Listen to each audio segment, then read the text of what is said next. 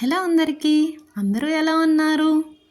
ఈరోజు నేను చేయబోతున్నాను రాజుగారి కోడి పులావ్. స్పైసీగా ముద్ద ముద్దకి ముక్కతో భలే రుచిగా ఉంటుందిలేండి ఈ రాజుగారి కోడి పులావ్. ఈ పులావ్ కోసం నేను 1 కేజీ చికెన్ తీసుకున్నాను. ఈ 1 కేజీ చికెన్ని మంచిగా మ్యారినేట్ చేసి పెట్టేసుకోవాలి. 1 కేజీ చికెన్కి 3 మీడియం సైజ్ ఆనియన్స్ తీసుకోవాలి. బిర్యానీ బౌల్ పెట్టేసి అందులో ఆయిల్ వేసి సహీ జీరా, చెక్క, యాలక, లవంగ, స్టార్ అనాస, మరాఠీ మొగ్గ, బిర్యానీ ఆకు వేసి నెయ్యి వేసి కొంచెం మంచిగా ఒక 20 సెకండ్స్ ఫ్రై చేసుకోవాలి. మరీ మాడిపోకూడదు, లైట్గా ఫ్రై అయితే సరిపోతుంది.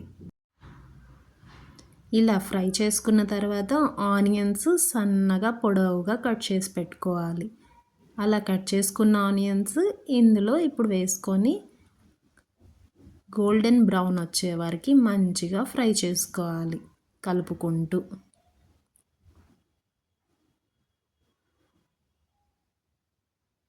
ఇందులో టొమాటోస్ ఏం అవసరం ఉండదు, గ్రీన్ చిల్లీస్ కావాలంటే వేసుకోవచ్చు. ఇటు సైడ్ ఏమో మన చికెన్ మ్యారినేట్ అవుతూ ఉంది. ఇందులోనే పుదీనా, కొత్తిమీర కూడా వేసి కలిపి పెట్టేశాను, ఎందుకంటే ఫ్లేవర్స్ మంచిగా పడతాయని. కొద్దిగా జింజర్ గార్లిక్ పేస్ట్ కూడా వేసాను, తర్వాత బౌల్లో కూడా వేసుకోవాలి కాబట్టి. ఇలా మంచిగా కలిపేసి ఒక 20 మినిట్స్ పెట్టామంటే మనకి చికెన్ మంచిగా మ్యారినేట్ అయిపోతుంది. చూసారా, మన ఆనియన్స్ మంచి గోల్డెన్ బ్రౌన్ కలర్కి వచ్చేసాయి. ఇప్పుడు మెత్తగా రుబ్బుకున్న అల్లం వెల్లుల్లి పేస్ట్ వేసుకోవాలి, అదే జింజర్ గార్లిక్ పేస్ట్ వేసుకొని పచ్చివాసన పోయే వరకు ఫ్రై చేసుకోవాలి. పచ్చివాసన పోయిన తర్వాత ఇందులోకి మనం కొద్దిగా పెరుగు యాడ్ చేసుకోవాలి.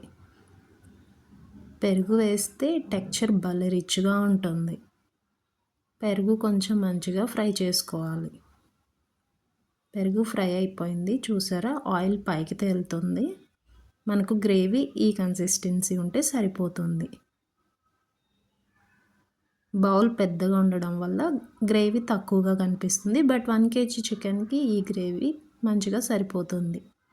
టొమాటోస్ ఇష్టం అయితే ఈ స్టేజ్లో వేసుకోవచ్చు, బట్ దీనికైతే టొమాటోస్ ఏం మ్యాండేటరీ కాదు.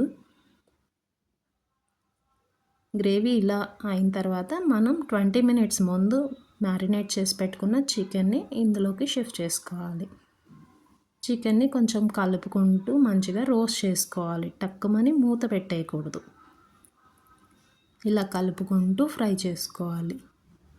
కనీసం ఒక 6-7 నిమిషాలన్నా ఇలా కలుపుకుంటూ మధ్య మధ్యలో ఫ్రై చేసుకోవాలి.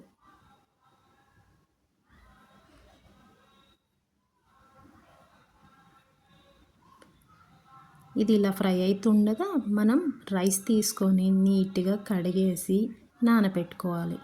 రైస్ ఎంత నానితే మనకు టెక్స్చర్ అంత బాగుంటుంది కదా. ఇటేమో గరం మసాలా, చికెన్ మసాలా, ధనియా పౌడర్, జీరా పౌడర్, పెప్పర్ పౌడర్ 3 కలిపి ఒక బౌల్లో పెట్టేసుకున్నాను. చికెన్ చూసారా మనకు మగ్గింది. ఇప్పుడు ఈ మసాలాలన్నీ ఇందులో షిఫ్ట్ చేసుకోవాలి. ఈ మసాలాలు మంచిగా కోట్ అయ్యేలాగా మనం కలుపుకోవాలి. పీస్ మనకి ఎక్కడ బ్రేక్ అవ్వకుండా చూసుకోవాలి. ఇలా చిన్న చిన్న పీసెస్ అయితే పులావ్లోకి భలే టేస్టీగా ఉంటాయి. పెద్ద పెద్ద పీసులు అయితే సరిగ్గా ఉడకవు కదా, మసాలా కూడా కోట్ అవ్వదు. ఈ పీస్ అయితే పర్ఫెక్ట్గా సరిపోద్ది, మనకేం పీస్ చిదిలైపోదు. చూసారా, మనం ఇలా ఫ్రై చేసుకుంటున్నాం కదా, అందులో వాటర్ ఊరింది. మనకు చికెన్లోకి సహజంగానే వాటర్ వచ్చేస్తుంది కదా. ఇప్పుడేమో మనం ఎసరు కోసం పక్కన వాటర్ని వేడి చేసుకోవాలి. చల్లటి నీళ్ళు వేస్తే చికెన్ చప్పగా అయిపోతుంది. సో పక్కన మరగబెట్టుకున్న వాటర్ ఈ చికెన్లోకి వేసుకోవాలి. గ్లాస్కి 2 గ్లాస్ వాటర్ అయితే మనకు సరిపోతుంది. చూసారా వాటర్ ఎలా బాయిల్ అవుతుందో. ఇలా సలసలా కాగేటప్పుడు మనం ఇందులోకి రైస్ వేసుకోవాలి. నానబెట్టుకున్న రైస్ డ్రైన్ చేసుకొని ఇందులోకి వేసుకోవాలి. రైస్ వేసుకొని ఒకసారి మంచిగా కలుపుకోవాలి. కలుపుకున్న తర్వాత మనం లిడ్ క్లోజ్ చేసేసుకోవాలి. ఈ సమయంలోనే మనం రుచిని సరిచూసుకోవాలి. మనకు ఉప్పు తక్కువైనట్లయితే ఇప్పుడే మనం యాడ్ చేసుకోవాలి, లేదంటే రైస్ అస్సలు బాగోదు. చూస్తున్నారా, మనకు వాటర్ అంతా పైన ఉంది, రైస్ అస్సలు కనిపించట్లేదు కదా. కాసేపటికి వాటర్ కిందకి వెళ్ళిపోయి రైస్ పైకి వస్తుంది. అప్పటి వరకు మనం లిడ్ క్లోజ్ చేసేసుకొని హై ఫ్లేమ్లోనే వదిలేసేయాలి. ఇలా చూసారా, రైస్ కొంచెం పైకి వచ్చేసింది. ఈ టైంలో మనం లిడ్ క్లోజ్ చేసేసి స్టవ్ సిమ్లో పెట్టుకొని దమ్కి పెట్టేసేయాలి. 20 మినిట్స్ వదిలేసేయాలి. చూసారా, మన పులావ్ ఎంత యమ్మీగా ఉందో, చక్కగా రెడీ అయిపోయింది. మెతుకు ఎక్కడ చిదలలేదు కూడా.